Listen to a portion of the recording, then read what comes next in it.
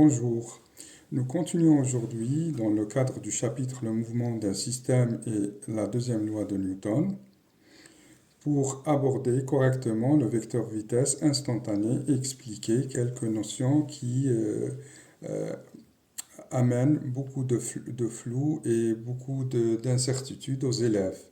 Lorsqu'on a tracé la trajectoire, je reviens sur ça, la trajectoire d'un mobile ou d'un système, on avait pris l'axe des Y en fonction de X et tracé l'axe, le vecteur position. Vous vous rappelez du vecteur position et on a défini la vitesse instantanée comme un vecteur V qui est égal au vecteur MI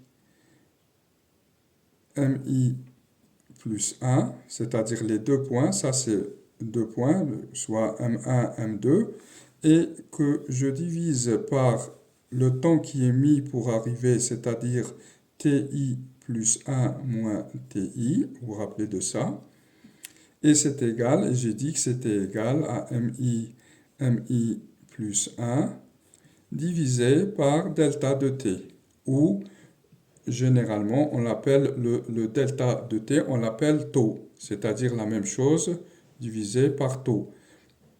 C'est parce que c'est un temps qui est très petit. Pour plus de précision, certains prennent MI plus 2 moins MI moins 1 ou MI plus 1 moins MI, etc. Donc là, puisque les temps sont très petits, ça s'appelle delta de T.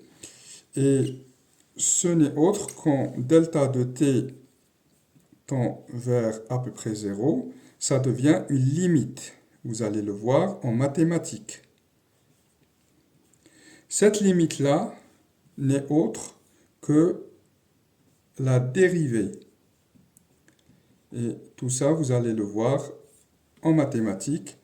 Ce que je veux vous expliquer aujourd'hui, c'est que ici, on ne voit pas le temps, il n'est pas représenté.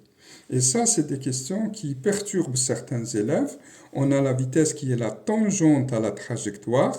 Cette tangente-là est en fonction du temps, c'est-à-dire le temps. Mais d'où vient le temps?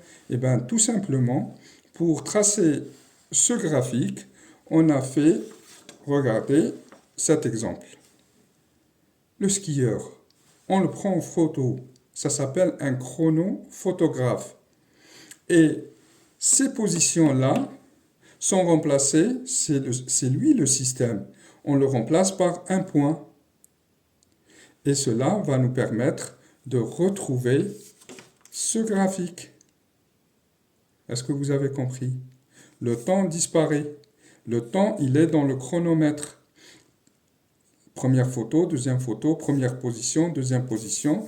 Et où se trouve X et Y? Eh bien, tout simplement, je mets ici Y, ici X, et je positionne mon skieur, et je le remplace par des points.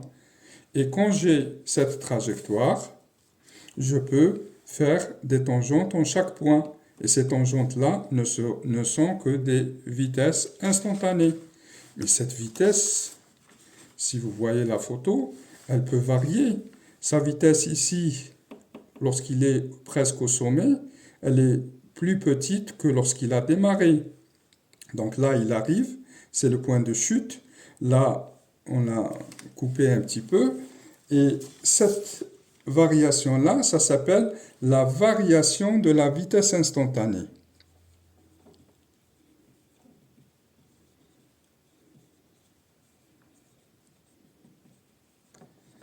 Vitesse instantanée.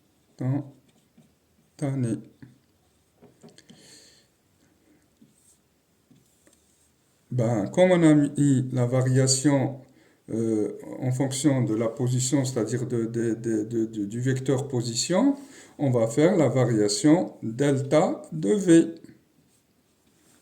Donc c'est égal à VI plus 1 moins VI.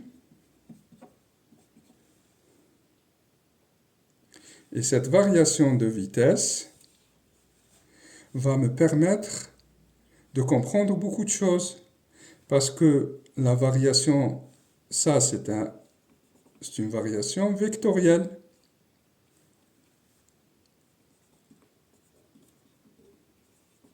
Ou pour dire plus simple, c'est une variation de vecteur.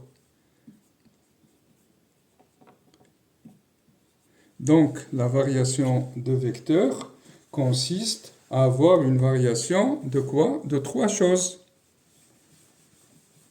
Variation du sens, de la direction,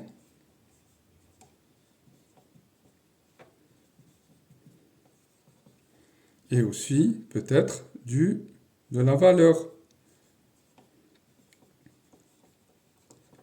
Je peux avoir une variation de tous les paramètres, comme je peux avoir une variation du sens et de la direction. Si je prends un mouvement rectiligne, ça veut dire quoi rectiligne? Ça veut dire qu'il est sur une droite. Soit elle est penchée, soit elle est une droite. Donc je prends le point T au temps 0. Qu'est-ce que je vais faire? Je vais prendre un exemple très très simple. Voilà. Allez, je vais vous faire ce schéma-là. Un motard qui démarre d'un point, et vous rappelez, comme tout à l'heure, le skieur, je prends M1, M2, M3, etc. Je prends en photo. Je vois ici que la vitesse V4 et V2 sont de même sens. Mais V4 est plus grande que V2. Bon, qu'est-ce que je vais faire? En V3, au point M3, qu'est-ce que je vais faire? Je vais faire V3 égale à V4 moins V2. Dans le mouvement rectiligne, c'est très simple. Si c'est égal à 0, donc ça veut dire que le mouvement est uniforme. Il n'a pas changé puisque le sens c'est toujours la même chose, c'est toujours dans ce sens-là. D'accord?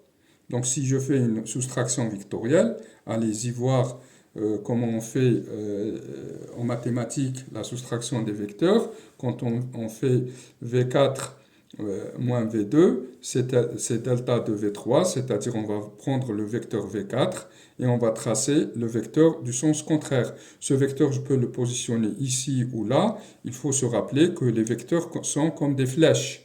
C'est-à-dire quand ils ont la même direction, le même sens et la même valeur, quelle que soit leur position, on dit que ce sont des vecteurs égaux.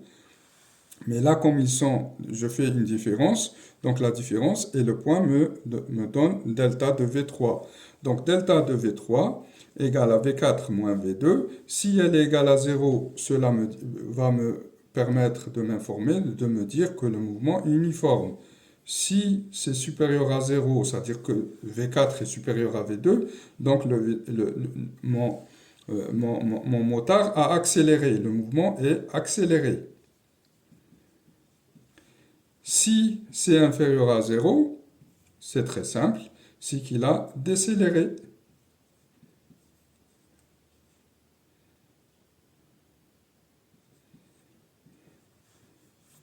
Et ça, c'est les trois cas d'un mouvement rectiligne.